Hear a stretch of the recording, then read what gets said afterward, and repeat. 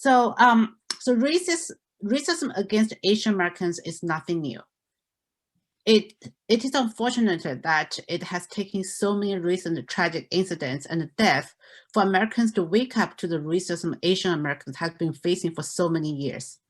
The recent interest in anti-Asian hate crime coverage and the current public debate serve as an opportunity to take a hard look at this country's long history of anti-Asian sentiment.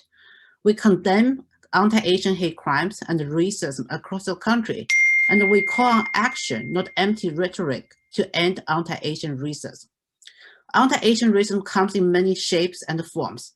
While people are appalled by the brutal attacks on Asians, they should be equally outraged that Asian students are being deprived of fair chance of college admission due to their race.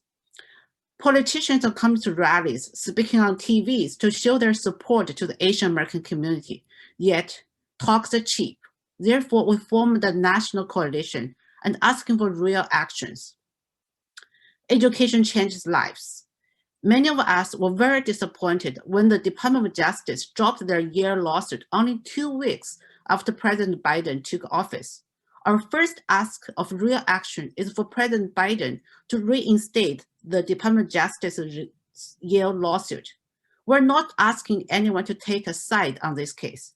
Judge will issue the final ruling. We're asking a chance of a discovery, a chance of a fair trial. The Department of Justice's 2-year Yale investigation found that Asian Americans have only 1/8 of the likelihood of admission as African American applicants with comparable academic credentials. Asian students who were rejected by Yale need a closure. Let me read one message that was posted on Chinese social media. This year, the top students in our high school applying for computer science, no one got in. UC Berkeley, UCLA, none was accepted. The best was waitlisted.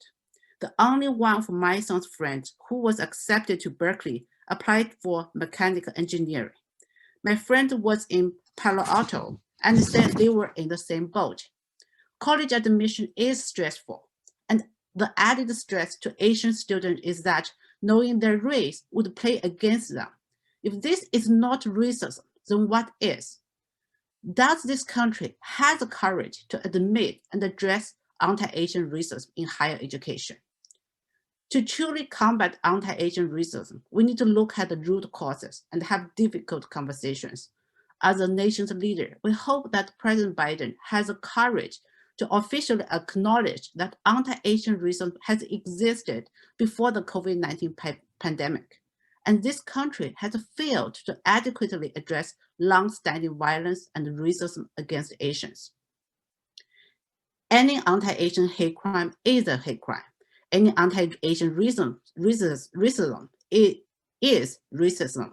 It is important that President Biden make a clear public stand that any perpetrators of a violent attack against Asian American will be publicly condemned and prosecuted to the fullest extent of the law, regardless of the perpetrator's race.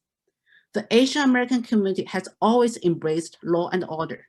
Many victims of those violent attacks are women and elderly, the most vulnerable members of our community.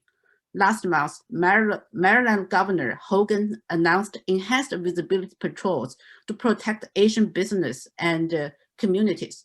We praise Governor Hogan's swift action in protecting the Asian American community. To protect all Asian American community across the country, we need leadership in Washington to take actions.